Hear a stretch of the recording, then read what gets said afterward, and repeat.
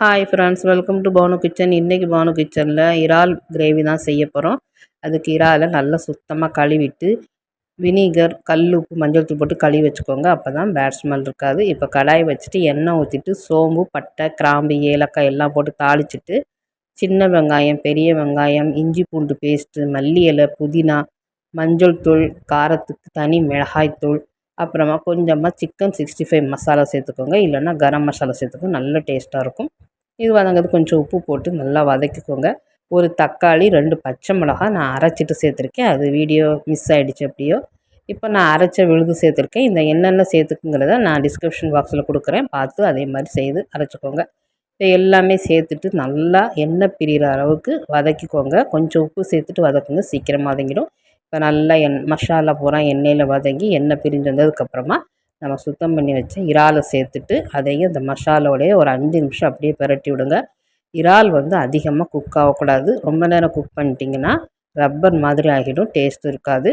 ரொம்ப குக் பண்ணாமல் ஒரு 3/4 வெந்ததுக்கப்புறமே ஸ்டவ் ஆஃப் பண்ணிட்டிங்கன்னா நல்லா சாஃப்டாக சாப்பிட்றதுக்கு அருமையாக இருக்கும்.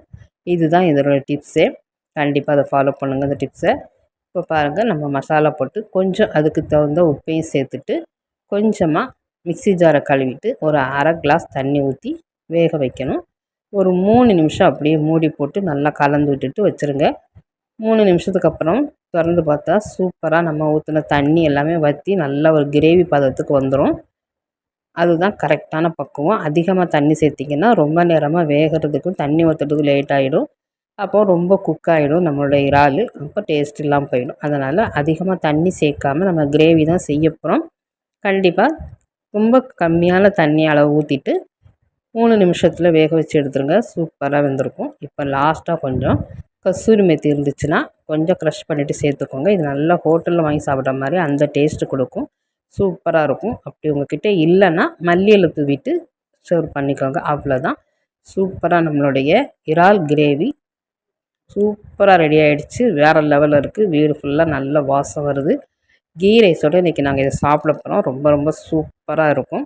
லாஸ்ட்டாக ஒரு டீஸ்பூன் நெய் சேர்த்துட்டு இறக்கிடுங்க. அவ்வளோதான், நம்மளுடைய இறால் கிரேவி பக்காவாக ரெடி ஆகிடுச்சு. வேறு லெவலில் இருக்குது. இப்போ நம்ம கீ ரைஸோடு சாப்பிடலாம்.